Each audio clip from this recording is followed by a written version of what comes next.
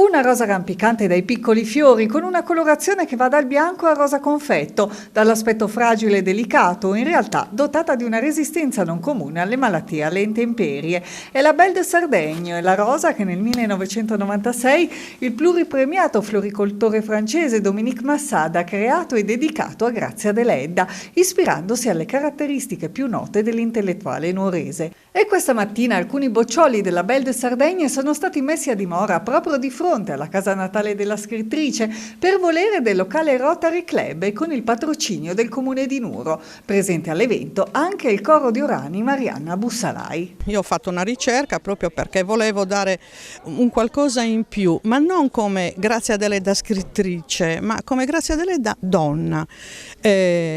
Ho scoperto un mondo che non conoscevo. A custodire e guarire le piantine, giunte a fine marzo dalla Francia fortemente indebolite dal viaggio, ci ha pensato il fiorista nuorese Giuseppe Flore, che ha anche ricreato per l'occasione il bouquet da sposa di Grazia Deledda, basandosi sull'unica fonte documentale disponibile, una foto scattata da Deledda nel giorno delle sue nozze con Palmiro Madesani nel 1900. Noi glielo restituiamo sia a Grazia Deledda in suo onore e sia a Nuoro, alla città, che la sta accogliendo e la sta apprezzando sempre di più.